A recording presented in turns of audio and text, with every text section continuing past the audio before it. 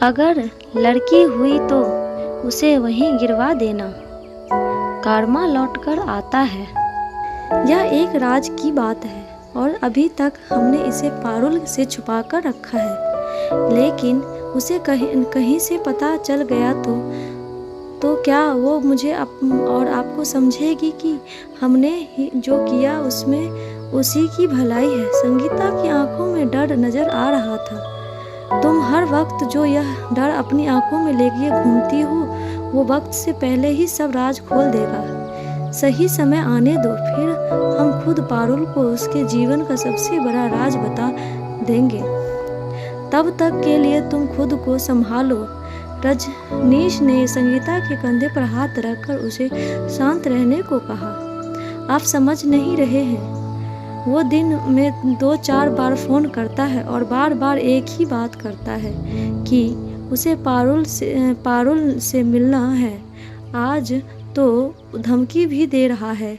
अभी तो उसे पता नहीं है कि पारुल कहाँ है, लेकिन अगर उसने पता कर लिया और उसने सब बता दिया तो हमारी तपस्या बेकार हो जाएगी। संगीता की आवाज़ अभी से भी कांप रही थी। अपनी परवरिश पर भरोसा रखो, वो कल आ रही है, फिर हम उसे तब बता देंगे।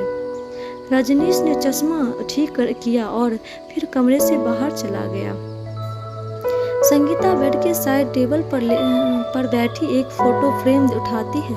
उसमें वो रजनीश और दोनों बच्चे, एक लड़का और एक लड़की भी गले लग कर खड़े थे। संगीता दोनों बच्चों के ऊपर हाथ फेरती है और फिर लड़की के गालों को सहलाते हुए बोलती है, मुझे नहीं पता कि तुम कैसे रिएक्ट करोगी जब तुम्हें पता चलेगा कि मैं तुम्हारी मम्मी नहीं हूँ, नहीं मामी हूँ, और यह मामा और बंटी तेरा कजिन। लेकिन मेरा भगवान जानता है कि मैं हमेशा तुम्हें अपनी बेटी ही समझा है और कभी ख्याल में भी यह नहीं याद आता है कि मैं मामी हूँ। लेकिन कुछ दिनों से वो आदमी कॉल करके मुझे यह एहसास करा रहा है कि मैं और रजनीश मामा मामी हैं और वो तुम्हारा पापा। संगीता की ननद दीपा की शादीशुदा जिंदगी में बहुत परेशानियां थी, लेकिन फिर भी दीपा सब कुछ सह रही थी। शादी के 5 साल बीत जाने के पर भी बच्चा ना होने के कारण पति मनीष और उसकी सास उसे बहुत सताते थे। बात यहाँ तक हो गई कि मनीष दूसरी शादी करने के लिए भी तैयार हो गया, लेकिन किस्मत को रहम आ गया और दीपा ने एक दिन खुशखबरी सुना दी। सभी बहुत खुश थे, लेकिन यह खुशी सिर्फ 3 महीने तक ही थी। जब दीपा ने सास को मनीष से यह कहते सुना कि डॉक्टर के पास ले जाकर लिंग परीक्षण कराओ, अगर लड़की हुई तो उसे वहीं गिरवा देंगे। दीपा के लिए वो रात बहुत लंबी और डरावनी थी। बहुत ना नुकर करने पर भी दीपा को सास और पति के साथ नर्सिंग होम जाना ही पड़ा। डॉक्टर ने लिंग परीक्षण से मना कर दिया।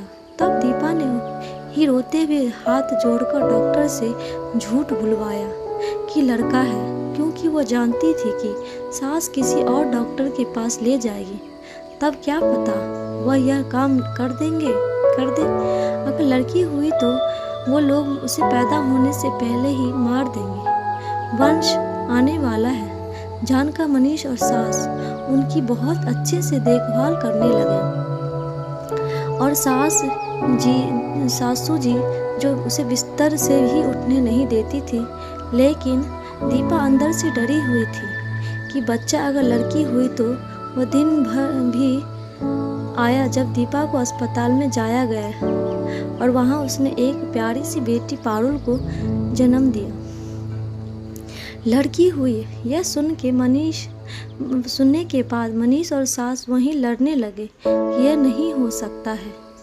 लेकिन जब उन्हें एक नर्स ने पूछा कि वो लोग इतने शोर कैसे हैं, क्या आप लोगों ने लिंग परीक्षण करवाया था, मनीष और सास भी चुप हो गए, क्योंकि वो भी जानते थे कि उन्होंने गैर कानूनी काम किया है। जिसकी सजा भी हो सकती है। दोनों माँ बेटा दीपा और बच्ची से मिले बिना ही अस्पताल से गायब हो गए। नर्स ने दीपा को आकर बताया कि दीपा बोली उसे अंदाजा था कि वो दोनों ऐसा ही कुछ करेंगे। उसने मायके फ़ोन किया। संगीता और रजनीश तुरंत दीपा के पास आ गए। राजेश ने दीपा को फ़ोन किया तो उसने कहा कि वह दीपा और बच्ची को स्वीकार नहीं करेंगे। वो दोनों उसके लिए मर चुकी है। जल्दी ही वो डिवोर्स के पेपर भिजवा देगा। एक बाप इतना क्रूर और पत्थर दिल कैसे हो सकता है। माँ ना बन पाने पर हमेशा मुझे बाँझ, अभागन, बंजर और भी ना जाने क्या क्या कहा, और आज जब मैं माँ और वो पिता बन गया है तो हमें छोड़ रहा है। अपनी बेटी को अपनाने से इनकार कर रहा है, जिसकी बेटी की उसने शक्ल भी नहीं देखी। एक दिन ऐसा जरूर आएगा कि यह उसी बेटी की शक्ल देखने के लिए छटपटाएगा। दीपा ने बेटी को ललाट पर प्यार किया और कसकर गले लगा लिया। संगीता और रजनीश दीपा और पारुल को अपने साथ ले गए, लेकिन दीपा ज़्यादा दिन न जी सकी और पारुल को संगीता की गोद में देकर दुनिया से अलविदा हो गई। तब से संगीता और रजनीश मामा मामी से पापा मम्मी हो गए, और यह बातें कभी किसी ने भूल से भी चर्चा नहीं की। पारुल अपने कजिन रुपेश के साथ बड़ी होती गई और जब बेंगलुरु में अपनी स्टार्टअप कंपनी की मालिक है। इधर पिछले कुछ दिनों में अचानक मनीष रोज संगीता को फ़ोन कर रहा था कि उसे अपनी बेटी से मिलना है। उसे मिलकर बताना चाहता है कि उसका बाप रजनीश नहीं वो है और वो जिंदा है। इसलिए संगीता डरी हुई है, लेकिन रजनीश ने उसे आश्वासन दिया कि सब ठीक होगा।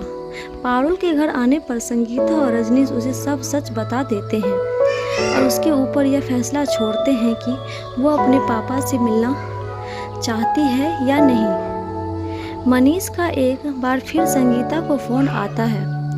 मैं जानता हूँ कि मेरी बेटी आ गई है, अब मैं उससे मिलकर रहूँगा। पारुल संगीता से कहती है कि बोल दीजिए कि मैं मिलने को तैयार हूँ। कहाँ मिलना है? मनीष के बताए पते पर जब वो लोग पहुँचते हैं तो देखकर आश्चर्यचकित रह जाते हैं। मनीष बेड पर लेटा हुआ है और पास से ही दवाइयों का भंडार लगा हुआ है। पारुल को देखते ही मनीष उसे गले लगाने के लिए आगे बढ़ता है तो पारुल उसे हाथ के इशारे से वहीं रुकने को बोलती है और पूछती है कि इतने साल बाद अचानक आपको मेरी याद क्यों आई? बेटा, मैं बहुत अकेला हो गया हूँ, बहुत बीमार हूँ। तुम्हारे भाई मुझे यहाँ अकेला छोड़कर अपने परिवार के साथ विदेश में बस गए हैं। किसी ने कहा कि अगर मेरी बेटी होती तो वो मेरी देखभाल जरूर करती। तब मैंने उसे गर्व से कहा कि मेरी भी एक बेटी है, अब वो मेरी देखभाल करेगी। तब तुम आ गई हो तो फिर बताओ अब मैं तुम्हें साथ रहने चलूं या मनीष बात करते हुए बहुत उत्साहित हो गया था। कर्मा, अपने कर्मा का नाम सुना है मिस्टर मनीष? आप मनीषा, आपको उस बेटी की याद है और ज़रूरत महसूस हुई जिसकी शक्ल भी आपने नहीं देखी। आप मुझ में उसी दिन मार देते अगर आपको पता चलता कि माँ पेट में मैं यानी लड़की है। जिन बेटे के लिए आपने मुझे और मेरी माँ को छोड़ दिया, उन्हीं ने आपको छोड़ दिया। इसी को कर्मा कहते हैं। मेरी माँ ने हमेशा पत्नी के रूप में आपके सब जुल्म सहे और माफ़ कर भी दिया, लेकिन माँ बनने के बाद अपनी बेटी के साथ आपके लिए नाइंसाफ़ी को नहीं सह पाई और उसके दिल से एक ही बद्दुआ निकली थी कि जिस बेटी से कि इसने शक्ल भी नहीं देखी। एक दिन ऐसा ज़रूर आएगा कि वह उसी बेटी के शक्ल देखने के लिए छटपटाएगा, और आज यही हुआ। माँ जानती थी कि आप एक दिन यह ज़रूर आएगा, इसलिए उसने आपका सारा कच्चा चिट्ठा इस डायरी में लिखा था। जो मुझे उनकी अलमारी से पिछले साल मिली थी।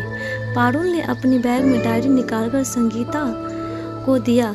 यह एक राज की बात थी कि मुझे सच पता चला था, लेकिन मैंने उनसे आपसे राज छुपा रखा क्योंकि मैंने माँ को नहीं देखा। जब से होश आया आप दोनों को ही मम्मी पापा के रूप में देखा है। कागज़ पर किसी का भी नाम हो, लेकिन मेरे लिए आप ही मेरे मम्मी पापा हो। उम्मीद है कि आपको ज़िंदगी का सबक मिल गया होगा और यह भी समझ आ गया होगा कि मैं आपको बेटी नहीं हूँ और आगे से अगर मेरे मम्मी पापा को फ़ोन करके परेशान किया तो पुलिस में कंप्लेन कर दूँगी।